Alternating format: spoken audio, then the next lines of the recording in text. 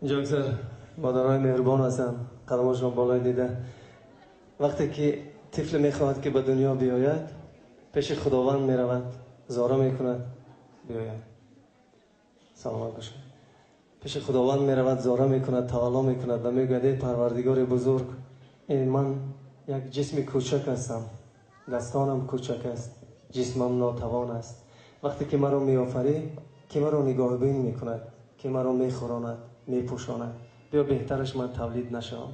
خداوند میگوید تو برو به اون دنیایی که هست کردم، من فرشته را با تو خواهم فرستاد که تو را میخوراند، میپوشاند، تو را خوشبخت میگرداند، بهارش را به تو میدهد، حسنش را به تو میدهد، چون گوهره که چشمش تو را نگاه میکند. و خداوند به زمین مادر را فرستاد. برای مادرها یک ترانه زیبا برای شما شامل.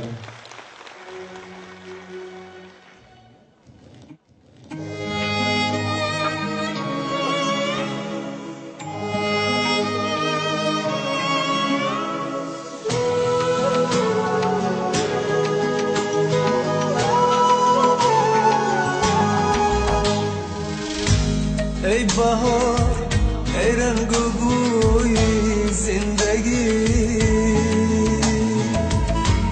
مادر ای شیرین ترین رویای من، چشمهای خانه ای مهر خداست، مهربانم خوبی بی همتای من، چشمای خانه ای مهر خداست، مهربانم خوبی بی همتای من، خوبی خوبم مادری من، نازنینم مادری من، از تمامی بهترین ها بهترینم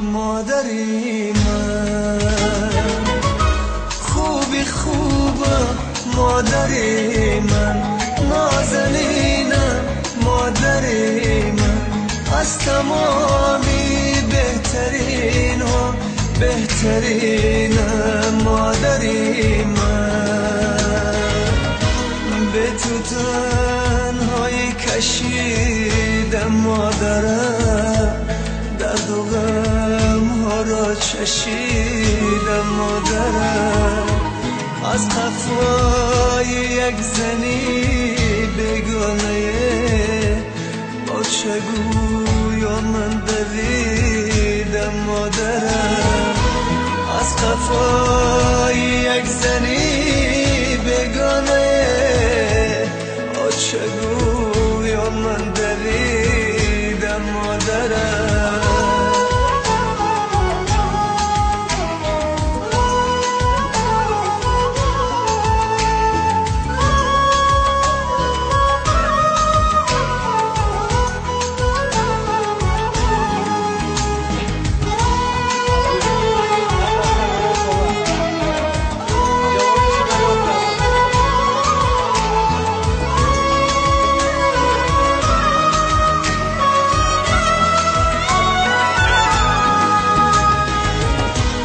ای ندیده شادی های زندگی، سوختی عمر برای زندگی، بحری بختی ده عزیزت مادرم، سر نهاده پیشی پای زندگی، بحری بختی ده عزیزت مادرم، سر نهاده پیش پای زندگی،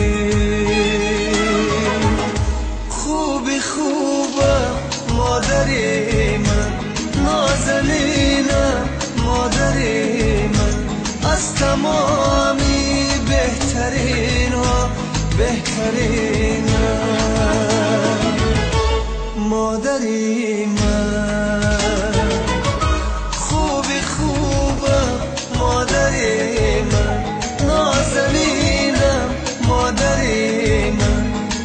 تمام